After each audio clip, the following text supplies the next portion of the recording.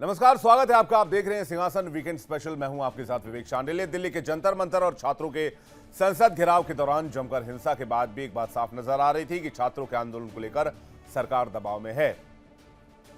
हिंसा दोनों तरफ से हुई। छात्रों की आड़ में घुसे अराजक तत्वों ने बड़े पैमाने पर हिंसा की। मीडिया कर्मियों को भी नहीं बख्शा गया, उनको भी निशाना बनाया गया। पुलिस वालों को भी पीटा गया। जवाब में पुलिस ने लाठीचार्ज भी किया। दोनों पक्षों के कई लोग घायल हुए। छात्रों पर लाठीचार्ज को लेकर लोगों में काफी गुस्सा है। असल में कई दिनों से मुद्दे की तलाश में भटक रहे विपक्ष के लिए यह बड़ा मौका साबित हुआ, लेकिन इस मौके का फायदा उठाने की होड़ में विपक्षी नेताओं ने इस मौके को ही गंवा दिया। इस आंदोलन की सबसे पहले दिशा मोड़ दी नेता प्रतिपक्ष राहुल गांधी ने। प्रधानमंत्री आवास पर वो धरना देने चले गए। हालांकि पहले तो राहुल ने छात्रों के आंदोलन से दूरी बनाने की कोशिश की, लेकिन जब उन्हें लगा कि इस आंदोलन से बहुत कुछ हासिल किया जा सकता है तो राहुल गांधी ने इस आंदोलन को कांग्रेस का आंदोलन बनाने की कोशिश की। पीएम आवास के घेराव का ऐलान कर दिया। न सिर्फ ऐलान किया बल्कि पूरे दल बल के साथ वहां पहुंच भी गए। इसके बाद आम आदमी पार्टी ने राहुल का आंदोलन को कमजोर करने का उन पर आरोप लगाया। हालांकि विपक्ष के कई नेताओं ने सामंजस्य बिठाने की कोशिश की, लेकिन दोनों जगह हाजिरी लगाई गई। राहुल के मूव के बाद फोकस बट गया। इतना ही नहीं, विपक्ष ने इस मुद्दे पर सदन भी नहीं चलने दी। अच्छा तो यह होता कि विपक्ष सड़क पर पूरी तरह छात्रों के साथ खड़ा होता और संसद में सरकार को घेरने का बढ़िया प्लान बनाता, लेकिन विपक्ष के नेताओं का फोकस सिर्फ इस बात पर दिखा कि कौन सी पार्टी, कौन सा नेता छात्रों के सबसे बड़े हितैषी हैं, यह साबित कर दिया जाए। लाइन में बड़े बड़े दिग्गज लगे। राहुल गांधी से लेकर अखिलेश यादव से लेकर डिंपल यादव से लेकर आम आदमी पार्टी के तमाम नेताओं से लेकर लेफ्ट राइट कोई नहीं बाकी रहा। यही वजह है कि ये प्रदर्शन के दौरान सड़क और फिर सदन में भी कांग्रेस और समाजवादी पार्टी में मतभेद के सुर सुनाई दिए। मतलब साफ है, सरकार को घेरने का जो मौका मिला था विपक्ष को, उस पर वो चौका मारे। इससे पहले ही सरकार एक्टिव हो गई और सबसे पहले पीएम ने पेपर लीक के खिलाफ फास्ट ट्रैक कोर्ट बनाने का ऐलान कर दिया। उसके बाद 23 जुलाई की रात खुद पीएम ने वीडियो संदेश जारी कर छात्रों को भरोसा दिया कि पेपर लीक के दोषियों को बख्शा नहीं जाएगा। इसके बाद दो मंत्री जितेंद्र सिंह और जेपी नड्डा वांगचुंग का अनशन खत्म करवाने में कामयाब रहे। इतना ही नहीं, आंदोलनकारी छात्रों से भी सरकार की सकारात्मक बातचीत शुरू हो गई। इतना ही नहीं, छात्रों की दो मांगों पर सरकार ने सैद्धांतिक रूप से सहमति दी। अब पेच धर्मेंद्र प्रधान के इस्तीफे को लेकर है। अगर सरकार ने इसे हल कर लिया तो सरकार फिर से फ्रंट फुट पर होगी और विपक्ष के हाथ आया एक मुद्दा फिर से हवा हो जाएगा। तो क्या अपना अपना करने के चक्कर में विपक्षी दलों ने एक बड़ा मौका गंवा दिया? और इससे पहले भी हमने देखा है, कभी किसान, कभी नौजवान, कभी सीए एनआरसी, तो कभी किसी और बहाने। मुद्दे तो कई आए, लेकिन विपक्ष ही बटा नजर आया। बातचीत करने के लिए आज मेहमानों का बड़ा पैनल हमारे साथ मौजूद है। सूर्य प्रकाश मैथिल, राजनीतिक विश्लेषक, बहुत स्वागत है आपका। मोहम्मद फैज खान, संयोजक, मुस्लिम राष्ट्रीय मंच, बहुत स्वागत है आपका। डॉक्टर सुनील कौशिक, वरिष्ठ पत्रकार, स्वागत है आपका। रुद्र प्रताप सिंह थोड़ी देर में हमारे साथ जुड़ेंगे। पहला सवाल में फैज खान आपसे समझना चाहता हूं, जो पूरी रूपरेखा आपने देखी उसमें विपक्ष की भूमिका जो आपने देखी, मैं आज उस पर बात नहीं करा कि क्या हुआ नहीं हुआ, अराजक तत्वों ने क्या किया, या फिर पाकिस्तान से किसने क्या मैसेज किया, बांग्लादेश से किसने क्या मैसेज किया। मैं यहाँ विपक्ष की भूमिका समझना चाह रहा हूँ। मेरे विचार से विवेक भाई, पहले तो आपने इस शो के लिए मुझे आमंत्रित किया, उसके लिए बहुत बहुत धन्यवाद। जब नाश मनुष्य पर छाता है पहले विवेक मर जाता है, लेकिन मेरा सौभाग्य है कि हमारा विवेक जिंदा है और हमारा नाश कभी हो नहीं सकता। ये देश जिंदा था, जिंदा है और जिंदा रहेगा। बहरहाल आपने पहले कह दिया वो पाकिस्तान से क्या मदद आ रही है, बांग्लादेश से क्या खाना आ रहा है, उस पर चर्चा नहीं करनी। हमको अपने विपक्षी दलों की बातों पर चर्चा करनी। देखिए, पेपर लीक मुद्दे को लेकर सबसे संवेदनशील सरकार अब तक की रही और सबसे संवेदनशील प्रधानमंत्री अब तक के वो प्रधानमंत्री नरेंद्र मोदी जी हैं। देखिए, आप जानते हैं कि कांग्रेस जब सत्ता में थी और जिन राज्यों में सत्ता में अभी भी है वहां पर भी पेपर लीक हो रहे हैं, लेकिन उसको लेकर कोई ठोस विशेष कानून नहीं बनाया गया। पेपर लीक के अपराधी उस समय के अभी भी घूम रहे हैं और उस समय के भर्ती हुए डॉक्टर्स आज भी हैं और इसके सारे प्रमाण मौजूद है। लेकिन ये जो लोक परीक्षा अनुचित साधनों की रोकथाम अधिनियम 2024, जिसमें 1 करोड़ तक का जुर्माना, 5 से 10 साल की सजा, ये अभूतपूर्व कदम है पेपर लीक को रोकने के लिए। तो इसकी हमें प्रशंसा करनी चाहिए। इसके पहले की अन्य किसी भी सरकारों ने ये काम नहीं किया। इसके अलावा आप सारा विषय जो मैं तैयारी करके आया था वो सारी चीजें आप बता चुके हैं। फास्ट ट्रैक कोर्ट बना दिया, सोनम वांगचुक जी का ये समाप्त कर दिया उन्होंने अनशन, लोक परीक्षा अधिनियम आया, तो विपक्ष को अब कोई कहीं मुद्दा नहीं मिल रहा है। तो इसलिए ये फिर से क्षमा चाहूंगा, तोड़फोड़ की राजनीति, छात्रों को भड़काने की राजनीति, विदेशों से फंड प्राप्त करने की राजनीति, और खामखा देश को बार बार ये कहना कि देश संसद से नहीं सड़क से चलेगा, तो ये तो बहुत अफसोसजनक बात है। आप कहते हैं कि संविधान से देश चलेगा और संविधान की कॉपी लेकर घूमते हैं, और आपके एक बड़े नेता ये कह रहे हैं कि देश संसद से नहीं बल्कि सड़क से चलेगा, यानी कि चुनाव लड़कर प्रधानमंत्री बनने की, सरकार बनाने की क्षमता आप में नहीं है।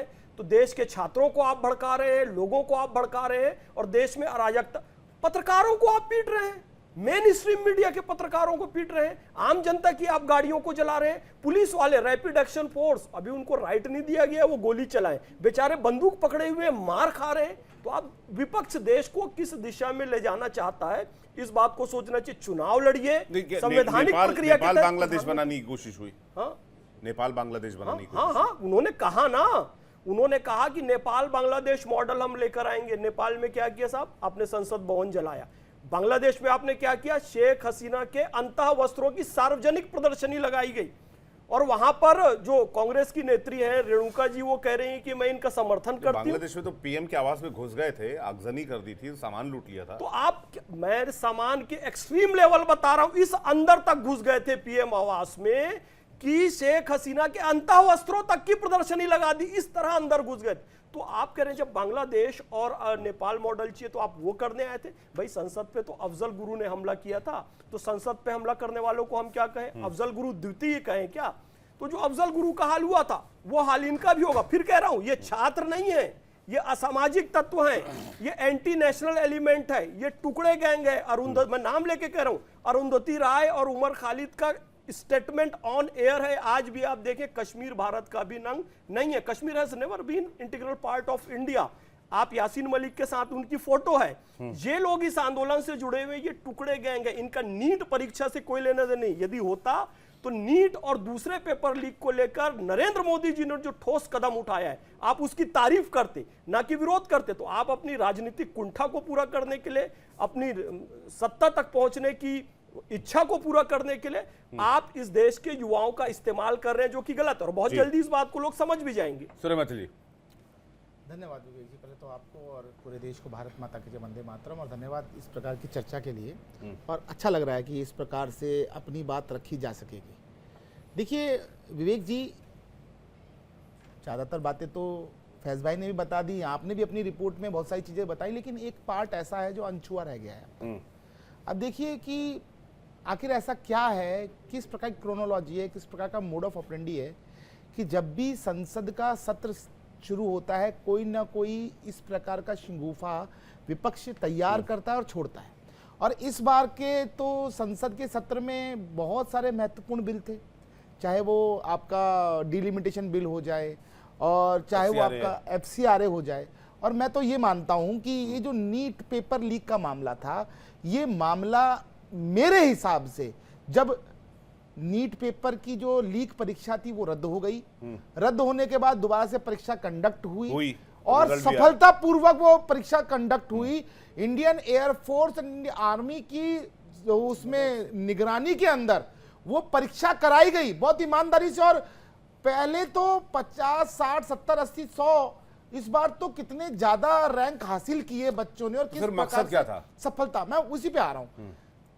असली जो विषय है वो नरेंद्र मोदी जी ने ना, देश के अंदर जो कीड़े बसे हुए हैं, ये कॉकरोच, दीमक, खटमल, इनकी जो वोकल कॉर्ड है ना, जो हमारी एक होती है वोकल कॉर्ड बोलने वाली, और एक होता है हमारी जो सांस लेने वाली ब्रीदिंग कॉर्ड, उसको पकड़ लिया। वो कैसे?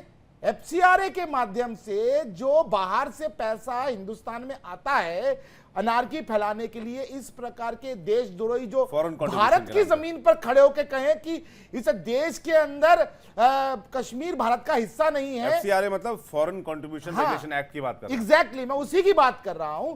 उसकी जो कुछ शर्तें हैं वो इस प्रकार की हैं कि बाहर से आप जो अगर लेंगे पैसा तो आप आगे सबलेट नहीं कर सकते उस पैसे को, पहला। दूसरा, आप जिस काम के लिए ले रहे हैं आप उसी कॉज में लगाएंगे। आप ऐसा नहीं कि पैसा आपने ले लिया यहां पर शिक्षा के लिए और बाद में आप स्वास्थ्य के लिए लगा रहे हैं। तीसरा, कोई भी एफसीआरए जिसके पास था, वो एनजीओ अगर एफसीआरए कैंसिल होता है तो उसके जितने भी एसेट्स हैं वो सरकार टेक ओवर कर लेगी। इस प्रकार से सामाजिक कार्य चलता रहेगा। एक और महत्वपूर्ण बात, इसके अंदर एक सबसे बड़ा दर्द, वो दर्द क्या है, जो इलीट जमात है ना, जो आप देख रहे थे अभी, अरुंधति राय जी का नाम लिया इन्होंने, उसके अलावा भारत तेरे टुकड़े होंगे, 4 इंशाल्लाह इंशाल्लाह चिल्लाने वाले टुकड़े टुकड़े गैंग, जेएनयू के अंदर जितने भी ये जो है ना लाल लंगूर, वो आप ये मान लीजिए लेफ्टिस्ट लिबरल्स जो भी अपनी एनजीओज बनाते हैं, बाहर से पैसा आता है, हिंदुस्तान के अंदर हिंदुस्तान की सरकार को घरे आते हैं, हिंदुत्व को घरे आते हैं, देश के अंदर इस प्रकार का माहौल बनाने की कोशिश करते हैं। हिंदुओं को क्यों गाली दी गई? मैं वही क्यों गाली दी गई? ब्राह्मणों को, हिंदुओं को, मैं वही तो कहना चाहता हूं ना, आप समझो मैंने शुरुआत में क्या, सिर्फ हिंदुओं को नहीं, हिंदू देवी देवताओं को भी गाली दी गई। मैं वही तो कहना चाहता हूं कि कुंठित मानसिकता के देशद्रोही लोग जो एंटी नेशनल्स थे, उन सब का जमावड़ा हो गया। अब देखिए, जैसे टीबी की बीमारी होती है, टीबी के बाद आपको वो भी हो गया, वायरल फीवर हो गया, फिर आपको एचआईवी हो गया, उसके बाद कैंसर हो गया, उसके बाद तपेदिक हो गया, हेपेटाइटिस भी हो गया। इस प्रकार से सारी बीमारी आपके शरीर में फैल गई। उसी प्रकार से ये जो जंतर मंतर कार्यक्रम था, इस जंतर मंतर कार्यक्रम के अंदर, धरने के अंदर, पहले नीट के खिलाफ, नीट लीक परीक्षा के खिलाफ चल रहा था मामला, और मैं भी सहमत हूं। देखो, मैं भी एक छात्र रहा हूं, मैंने यूपीएससी को कई बार पेपर्स दिए, 2 बार मेंस तक पहुंचा, किस्मत नहीं थी कि नहीं मैं सिलेक्ट नहीं हो पाया, ठीक है, लेकिन मैं मानता हूं किस प्रकार से मेहनत करता है छात्र, और वो नीट के लिए कितनी मेहनत की होगी बच्चों ने। अगर लीक होता है तो ये सबसे बड़ा दुर्भाग्य है। लेकिन ये मैं फिर आपको बता रहा हूं, ये विषय केवल नीट से जुड़ा हुआ नहीं था, ये विषय था नरेंद्र मोदी जी को येन केन प्रकारेण एफसीआरए बिल पास करने से रोकना। मोदी सरकार के 12 साल हो गए, ये भी एक इंटरनेशनल एजेंडा हो सकता है सुनील कौशिक जी। कई लोगों के पेट में दर्द हो सकता है, कई डीप स्टेट्स हैं जिनको प्रॉब्लम हो सकती है। दूसरी बात की, ये जो बात अभी मैथिल जी कह रहे थे कि हिंदुओं को गरियाना, हिंदू देवी देवताओं को गरियाना, मोदी को गाली देना, गृह मंत्री को गाली देना, शिक्षा मंत्री को गाली देना, हर एक मंत्री को गाली देना, मतलब चुन चुन कर वो चीज़ें की गई हैं जो ना तो हमारी संस्कृति है, ना हमारी विरासत है, और ना ही हम उस तरह के किसी भी एजेंडे में यकीन रखते हैं एज अ नेशनलिस्ट, एक राष्ट्रवादी होने के नाते। तो फिर ये चल क्या रहा था? विवेक की, जब कोई बड़ा आंदोलन होता है तो उसका एक ब्लूप्रिंट तैयार होता है। किन मुद्दों पर वार्ता होगी, किन मुद्दों पर चर्चा होगी, किन मुद्दों को लेकर के एक कमेटी बनेगी, वो सरकार से वार्ता करेगी, मीडिया के समक्ष कौन जाएगा, ये सब कुछ चीज़ें होती हैं। क्या इस आंदोलन में दिखा आपको? सरकार किससे बात करती? सरकार से वार्ता करने वाले कौन थे? एक ऐसा संगठन जो सोशल मीडिया के माध्यम से खड़ा हो गया हो, जिनका कोई बैकग्राउंड नहीं, कोई नेटवर्क, कोई देश में नेटवर्क नहीं। कौन से छात्र संगठन वहां थे, आप मुझे बता दीजिए। आज तो बातचीत तो करनी पड़ रही है, बातचीत करनी पड़ रही है, इसलिए पहले कर लेते, इसलिए करनी पड़ रही है कि जो अराजकता दिखी और जो सोशल मीडिया के माध्यम से सरकार को एक ब्लेन के रूप में पेश किया गया, कि आधे अधूरे वीडियो देश के सामने प्रेषित किए गए। पुलिस के साथ क्या किया ये नहीं है, लेकिन पुलिस ने क्या किया वो है देश के सामने। जब ऐसी चीजें दिखने लगी तो सोशल मीडिया तो हैंडल होती नहीं यहाँ से। नहीं, बिल्कुल नहीं, मीडिया पे कंट्रोल पूरा वेस्ट का है। बिल्कुल नहीं होती, लेकिन कभी कभी क्या होता है कि आधा सच भी खतरनाक होता है ना। पुलिस को गाली तो आप ये कह रहे हैं क्या सोशल मीडिया ने भी इसमें कंट्रीब्यूट किया कि उन रील्स को ज्यादा या उन वीडियोस को ज्यादा दिखाया जिसमें स्टूडेंट्स पर हमले हो रहे थे या स्टूडेंट्स पर लाठीचार्ज हो रहे थे? नहीं, दो चीजें आप देखिए, बहुत गहराई तक मेरे मिलने वाले दोस्तों के 2 बच्चों ने मुझसे बात की। एक बच्चा फर्स्ट ईयर में है और एक 10th में, और वो इस जंतर मंतर पर आना चाह रहे थे घर वालों के विरुद्ध। घर वालों ने बहुत समझाया, लेकिन वो नहीं, अड़े हुए थे वो, और उनके दिमाग में ये डाला गया कि नहीं, सरकार छात्रों के लिए बहुत गलत कर रही है। अब छोटे बच्चे हैं, वो ब्रेन वॉश हो गए। बिल्कुल। आधा घंटा मुझे दोनों बच्चों को समझाने में लगा, तब वो इस बात को लिए मानने के लिए तैयार हुए। मेरे संपर्क में जो बच्चे आए, तो किस तरीके का माहौल क्रिएट किया गया। मेरी खुद बिटिया जाने के लिए जंतर मंतर पर तैयार थी। और बहुत मुश्किल से जब उसकी मां ने समझाया वो नहीं मानी, तब मैंने उसको 1 घंटे समझाया, तब वो मानने के लिए तैयार हो। वो इन लोगों ने सोशल मीडिया के माध्यम से, मेल के माध्यम से किन किन बच्चों को मैसेज भेजने हैं, क्या गूगल के माध्यम से कौन से बच्चे सर्च कर रहे हैं और क्या वो खुल के देखेंगे, ये सब चीज़ें बहुत प्लानिंग तरीके से की गई। और मुझे लगता है कि सरकार की जांच एजेंसियां इस पर काम करेंगी, जो मैंने महसूस किया। तो क्या इस बड़े स्तर पे जो भी कुछ इस देश ने देखा, जेपी आंदोलन भी देश ने देखा, अन्ना आंदोलन भी देश ने देखा, किसान आंदोलन किसान आंदोलन की मैं चर्चा इसलिए नहीं करूंगा कि वहां भी 15 अगस्त वाला वहां भी विवेक की यही स्थिति थी कि सरकार किन से बात करे। और माननीय उच्चतम न्यायालय जब कमेटी बनाता है तो उसके लिए वो तैयार नहीं होते हैं। उन्हें माननीय उच्चतम न्यायालय ने जो बनाया उसको हम मानेंगे नहीं। वो यहाँ भी है। अभी आप देखिएगा, आज वार्ता हुई है, शाम तक आप देखिएगा, एक प्रवक्ता जब मिलाता है तो उसको निकाल दिया जाता है। किसके कहने से वो मिलने गया, किसके कहने से सोशल मीडिया पर उसकी खबरें चली कि साहब उसको सीजेपी से हटा दिया गया। ये कौन लोग हैं? और आज तक देश के इतिहास में किसी भी बड़े आंदोलन में प्रधानमंत्री आवास को घेरने का प्रयास कभी नहीं किया गया। जेपी आंदोलन में भी नहीं हुआ, अन्ना आंदोलन में भी नहीं हुआ। तो कुछ तो था। आप पार्टी और कांग्रेस सामने सामने आ गई। क्यों आ गई?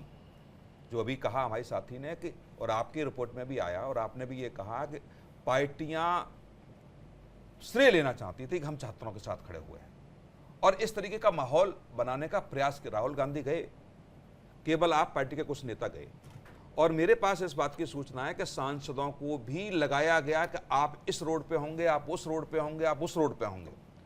सांसदों को पार्टियों ने तैयार किया गया कि कौन सा किस रोड पर नेतृत्व छात्रों का करेगा। और ये बिल्कुल सही बात है कि जो छात्र आज हैं वो कल नहीं है।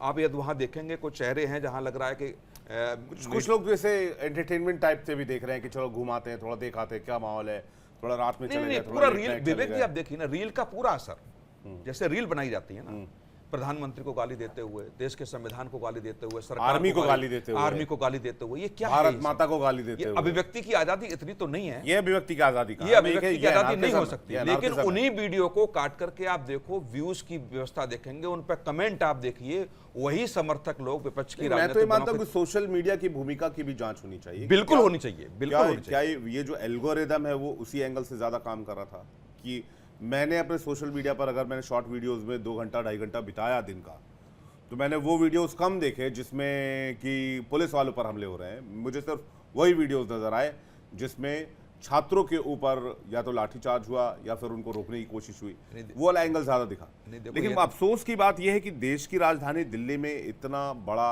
एक आंदोलन था, उसको जिस तरह से पेश करने की कोशिश की गई और उसके पीछे जो कुछ हुआ, खासकर हिंदुओं को लेकर, देवी देवताओं को लेकर, उनके आपके देश के प्रधानमंत्री को लेकर, ये सब कुछ नॉर्मल नहीं दिखता है पहली नज़र में। रुद्र प्रताप जी देखिए विवेक जी, इस पर लंबी चर्चा हो गई, तो इसमें मैं कुछ और चीज़ ऐड करना चाहूँगा कि जो सबसे बड़ा सवाल है कि अगर देश की राजधानी में वो लोग ऐसा कर सकते हैं जो किसी तरह से ऑर्गेनाइज नहीं है, जैसे अभी कौशिक जी ने बताया कि उनका न कोई आधार है, न कोई संगठन है, न कुछ है, उसके बाद भी अगर वो देश की राजधानी को हाईजैक कर सकते हैं, जैसे आपने कहा सोशल मीडिया पे वही चीज़ दिखाई जा रही है जो दिखाना चाह रहे हैं, तो हमारा लोकतंत्र कितना कमज़ोर हो चुका है और कितने डरावने स्थिति में है। क्योंकि अभी तो स्थिति सामान्य है, हम दिल्ली में हैं, दिल्ली में सुरक्षा व्यवस्था बहुत ज़्यादा होती है, एजेंसियां बहुत ज़्यादा है, फोर्स ज़्यादा है। अगर यही आंदोलन कहीं बाहर हो जाए और इस तरह की कोई बड़ी वारदात को कर दिया जाए तो पूरे देश को कैसे समझाया जा सकता है? अगर स्टूडेंट का इस तरीके से ब्रेन वॉश कर दिया गया कि वो अपने घरों वालों की बात नहीं मान पा रहे हैं और उस आंदोलन में जाना चाहते हैं, तो इसका मतलब है कि कम्युनिकेशन गैप है ना हमारे सरकार का और अपने लोगों के बीच। अगर वो गैप नहीं होता तो इस गैप को दूसरे लोग कैसे पूरा करके और उनके मन में ये बात जानते? क्योंकि कौशिक जी की अगर लड़की ये कह रही है तो कौशिक जी की लड़की उस आंदोलन का हिस्सा नहीं है, उसके मन में वो प्रभाव डाला गया और उस प्रभाव से अगर वो प्रभावित हो सकती तो इस देश का कितना युवा प्रभावित होगा। तो ये सवाल तो सबके मन में आना चाहिए ना कि ये अगर किया जा सकता है, कुछ महीनों की तैयारी में तो ये देश कितना कमजोर स्थिति में है और इस देश को कभी भी किसी भी तरीके से किसी भी तरीके के आंदोलन के लिए उकसाया जा सकता है। क्या हम उसके लिए तैयार हैं? क्योंकि हमारे देश की राजनीति की आज विडंबना यह है कि हम अपने लोगों से राजनीति कर रहे हैं, हम बाहरी लोगों से लड़ने के लिए तो तैयार ही नहीं है। आप बताइए ना कि जैसे सोशल मीडिया को आप कहाँ से भी हैंडल किया जा सकता है, वहाँ पर कहाँ से खाने आ रहे हैं, कहाँ से फंडिंग हो रही, किसी को पता है? नहीं पता है ना। तो जब हमारे घर के मुहाने पे ये घटनाएं हो सकती हैं, प्रधानमंत्री कार्यालय पे प्रदर्शन हो सकते हैं, तो बाकी जगहों पे आप क्या उम्मीद लगा सकते हैं? तो इसका मतलब आप देखिए ना, अभी बात हो रही थी कि बांग्लादेश में क्या हुआ, नेपाल में क्या हुआ, पाकिस्तान का तो हम इसलिए नहीं कह सकते कि उसका इतिहास ही अलग है, और श्रीलंका में भी आपने देख लिया। तो क्या हम इस चीज के लिए तैयार हैं या नहीं हैं? क्योंकि कोई भी व्यक्ति आएगा अपना एजेंडा लेकर के हमारे लोगों को प्रभावित करके किसी भी तरीके के चीजों के लिए उकसा सकता है। तो यहाँ हमारी राजनीति कमजोर है। आज बताइए किसी भी राजनीतिक दल में कोई ऐसा युवा है जो युवाओं को अपनी बातों को समझाने के लिए आगे आ सकता है? जब आप युवा राजनीति को खत्म कर रहे हैं तो युवाओं को उसके साथ संवाद कौन करेगा? केवल प्रधानमंत्री जी इस देश की जिम्मेदारी लेके घूम रहे हैं कि केवल युवाओं के एड्रेस वही करेंगे? आपको उन लोगों को लाना पड़ेगा ना कि जो युवाओं को एड्रेस कर सकते। एक आदमी यूएस से आता है और इतना बड़ा जन समर्थन अपने लिए खड़ा कर लेता है, और पूरे देश में आप बताइए ना, जो लोग राजनीतिक दलों के हैं, क्या इतना जन समर्थन खड़ा कर पाएंगे अपने लिए? नहीं, क्योंकि वो जनता के बीच है ही नहीं, वो जनता के साथ संवाद ही नहीं कर रहे हैं। तो जब इस संवाद की कमी होगी तो ये गैप जो बनेगा, इस गैप को भरने के लिए कोई भी अराजक तत्व आएगा और वो अपने चीजों को करके निकल जाएगा। आज देश को सोचना पड़ेगा। कोरोना जब आया था तो सबने सोचा था कि देश में इतना बदलाव आ जाएगा, हम लोग सीख लिए। हमने क्या सीखा? इस आंदोलन से हमने उन लोगों ने क्या सीखा है, जरा बताइए। अगर ऐसे किसी भी आंदोलन को देश के किसी और जगहों पर किया जाएगा जहां सुरक्षा व्यवस्था नहीं होगी, इस अराजकता को कौन रोकने वाला है? आपने देखा होगा कि बहुत सारे जगह पर ऐसे आंदोलन हुए जिसमें जनहानि बहुत होती है। तो इस व्यवस्था को रोकने के लिए आपके पास क्या तैयारियां हैं? आपको इसके वो बताना पड़ेगा। हर संसद सत्र में विपक्ष और पक्ष की लड़ाई के बीच देश नहीं पिछड़ेगा, क्योंकि विपक्ष के पास मुद्दे नहीं है और सरकार उन मुद्दों से भागना चाहती है। तो सवाल ये उठता है कि इस पे आप गंभीरता से देश को विचार करना पड़ेगा। केवल दूसरे के कंधों पर आरोप लगा के भागने से काम नहीं चलेगा। देखिए, पहली चीज तो मैं एक बात कह दूं कि वहां पर जितना भी जन सैलाब था, कुल मिला के 5-7 हज़ार 9 हज़ार के आसपास में यूथ था, और वहाँ पर जितने भी लोग थे, शुरुआत से ही हम बोल रहे हैं सीजेपी के लिए कि सीजेपी एंटी नेशनल थिंग्स के संग जुड़ा हुआ था।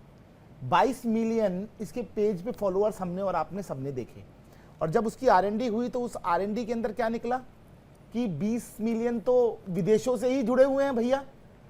पाकिस्तान, बांग्लादेश, थाईलैंड, भूटान, और ना यानी पूरे विश्व में कहां से जुड़ा हुआ है। बॉट फॉलोअर्स थे वो, जो एक्चुअली में जुड़े हुए थे वो 1 मिलियन 1.5 मिलियन के आसपास थे। दूसरी चीज, दिल्ली में जो ये जमावड़ा था, एसएफआई, एनएसयूआई, नहीं, ये रेपुटेशन है ना, किसान आंदोलन में भी हुआ। मैं वही क्या, उसी पे आ रहा हूं। आंदोलन मैं उसी पे आ रहा हूं। उससे पहले भी हमने देखा। नहीं, किसान आंदोलन में ये बार-बार ये हो जाता है। विवेक जी सुनिए ना, देखिए इसके अंदर और किसान आंदोलन में सिमिलरिटीज बताता हूं मैं आपको। ना तो किसान आंदोलन में किसान थे, ना इस छात्र आंदोलन में छात्र हैं। ये मैं आपको बहुत स्पष्ट बोल रहा हूं। कारण बताता हूं कि किसान जो है, जब ये किसान आंदोलन हो रहा था, वहां पर जब मारकाट की जा रही थी, वहां पर शराब की बोतलें पकड़ी जा रही थी ट्रैक्टरों में, हमने सबने वीडियोस देखे हैं, पिज्जा बट रहा, बर्गर बट रहा, और नौटंकियां हो रही थी, और वहां पे बलात्कार भी हुआ, गला भी काट दिया गया, जलाया भी गया आदमी को। तो ऐसा किसान नहीं करता। पहली चीज, हमारा देश का अन्नदाता जो है वो शांतिप्रिय तरीके से खेतों में लगा हुआ था, गुड़ाई कर रहा था, उस समय भी फसल उगा रहा था। उसी प्रकार से जब ये नीट के नाम लेके छात्र बैठे हुए थे, छात्र सो कॉल्ड छात्र, वो वहां पर कंपटीशन की तैयारी कर रहे थे, नीट एग्जाम की तैयारी हो रही थी, वो नीट एग्जाम दे रहे थे। आप मुझे ये बताइए ना, जो छात्र नीट एग्जाम दे रहा है वो कैसे वहां जंतर मंतर पे पहुंचेगा? पहली चीज तो ये वो लोग थे जो कि राजनीति से प्रेरित थे। एसएफआई, एनएसयूआई, इंसो, आम आदमी पार्टी की स्टूडेंट विंग, उसके अलावा कांग्रेस की स्टूडेंट विंग, आप लेफ्टिस्ट जो है जेएनयू मॉडल जो टुकड़े टुकड़े ग्रुप हैं वो, और उसके अलावा ये जो 300, 400, 500 रुपए के पत्थरबाज हैं। आप देखेंगे जब वीडियोस को, जिस प्रकार से वो वीडियोस में जो पत्थर है ना, आप देखिए बैगों में भर के ला रहे। स्टूडेंट बैग में भर के पत्थर लेके चलेगा क्या भाई? आप मुझे बताइए। जिस प्रकार से वो पत्थर मार रहे हैं, मैं देख रहा हूं, कई में देखा है कि वो सटीक निशाना मार रहे हैं, सीधा पड़ रहा है, पुलिस वाले के सर पर वो बेचारा पड़ के और बिल्कुल गिर पड़ा।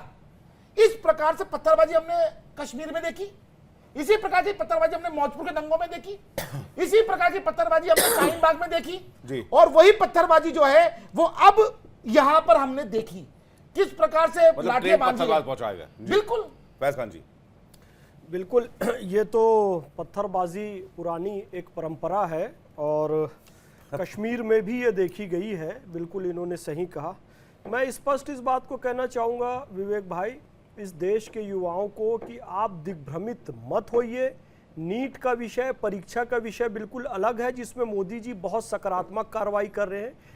ये जो पत्थरबाजी हो रही है, आंदोलन हो रहा है, पुलिस वालों का सर फोड़ा जा रहा है, इसका नीट से कोई लेना देना नहीं है। ये देश विरोधी तत्व हैं जो भारत में अराजकता फैलाकर अंतर्राष्ट्रीय स्तर पर इसकी छवि खराब करना चाह रहे हैं। और 100% इसकी जांच कीजिए, इसमें पाकिस्तान का हाथ निकलेगा, क्योंकि हमने उसको अभी दिल्ली पुलिस ने ऑपरेशन तो मैसेज जारी किया ना, हाँ, दिल्ली पुलिस है। ने कहा कि बहुत सारे है। सोशल मीडिया हैंडल्स पाकिस्तान से ऑपरेट हो रहे थे और अच्छा, उसको हमने बंद किया। और ये भी जो भ्रम फैला रहे थे। जो वहां पे खाना खा रहे हैं ना, वो खुद भी बता रहे हैं कि भैया कोई बांग्लादेश से भेज दे रहा है, कोई पाकिस्तान से भेज रहा है, कोई दुबई से, वो खुद स्वीकार कर रहे हैं। और देखिए, मैं बहुत बड़ी बात कर रहा हूं आपके चैनल में, एक भी हिंदू वहां पर शामिल नहीं है उस आंदोलन में। आश्चर्य की बात नहीं लगती है? 80% हिंदू इस देश में है, इस आंदोलन में एक भी हिंदू नहीं। ऊपर से अगर किसी चोटी वाले, शिखा वाले को देख लेते हैं तो उसको पटक पटक के मार रहे हैं। वो चोटी शिका छोड़ दीजिए आप, किसी ने, मैं देख रहा था वीडियो में, किसी ने गेरुआ वस्त्र पहने उसको शर्ट मार डाला रहे हुआ हैं, था, उसको मार रहे थे। उसको किसी ने धोखे से भी जय श्री कृष्ण, जय श्री राम बोल दिया तो खींच खींच के मार रहे हैं। तो आप ये सोचिए, 80% हिंदुओं के देश में इस आंदोलन में एक भी हिंदू नहीं है। और वहां है कौन? सब बुत बिखराए जाएंगे, सब बुत उठवाए जाएंगे, बस नाम रहेगा अल्लाह का। अरे बुत उठवाए जाएंगे कि क्या मतलब? यानी सारी मूर्तियां तोड़ी जाएंगी। गौतम बुद्ध की आप मूर्ति क्यों तोड़ोगे? भगवान महावीर की मूर्ति क्यों तोड़ोगे? गुरु नानक देव की मूर्तियां, चित्र आप क्यों तोड़ोगे? भगवान राम, भगवान श्री कृष्ण की मूर्तियां क्यों तोड़ोगे? अब वो बाबा साहब अम्बेडकर की मूर्ति के नीचे चंद्रशेखर रावण बैठे, उस आंदोलन का समर्थन कर दे जिसमें बाबा साहब की मूर्ति तोड़ने का गीत गाया जा रहा है। सब बुत उठवाए जाएंगे, बस नाम रहेगा अल्लाह का। मैं भी मुसलमान हूं भाई, अल्लाह का नाम रहेगा तो राम का भी रहेगा, कृष्ण का भी रहेगा, गुरु गोविंद सिंह जी का भी रहेगा, वाहे गुरु का भी नाम रहेगा, गौतम बुद्ध, भगवान महावीर का भी नाम रहेगा। ये हमारे देश की संस्कृति है, बस नाम रहेगा अल्लाह का। यानी कि आप वो गजवाए हिंद की थ्योरी इस आंदोलन के माध्यम से ला रहे हो। एजेंडा क्लियर था यहाँ। क्लियर है, पाकिस्तान का है, एसएफआई का है, बिल्कुल। और ये वो विचारधारा है, जब चीन 1962 पे हमला करता है हमारे देश में, तो लोग आरती की थाली लेकर स्वागत करते हैं। थोड़ा जल्दी में समझ लेते हैं कि जो वीडियो फुटेज लिए गए हैं, क्या पुलिस, अभी तो खैर सरकार सहमति दे रही है कि केस दर्ज नहीं होंगे, लेकिन जो लोग वीडियोस में दिखे हैं, आए हैं या पहचाने गए हैं या हिंसा करते देखे गए हैं, उनका फ्यूचर क्या हो? युवा हैं, 20 साल, 22 साल, 25 साल, 24 साल, 21 साल, इस तरह से एज है उनके अभी। नहीं, देखो, एजेंसियां इन्वेस्टिगेशन करेंगी।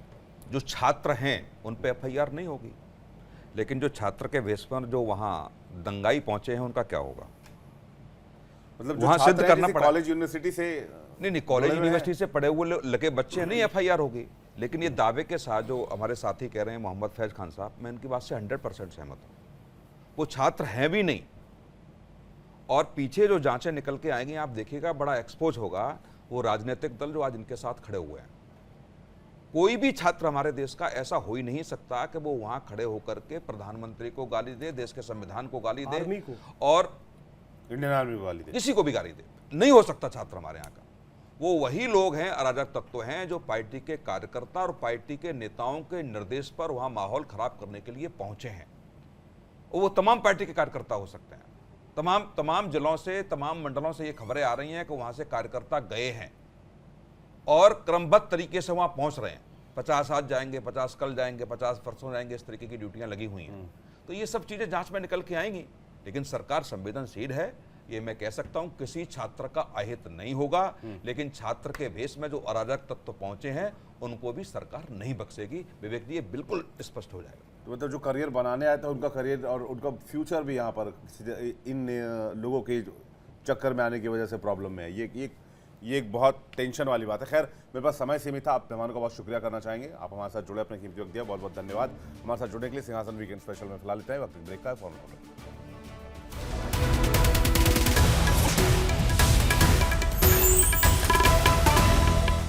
देखिए इंडिया डेली 24/7 अब आपकी स्मार्ट टीवी पर। इंडिया डेली मौजूद है सभी डिजिटल प्लेटफॉर्म पर लाइव और लगातार।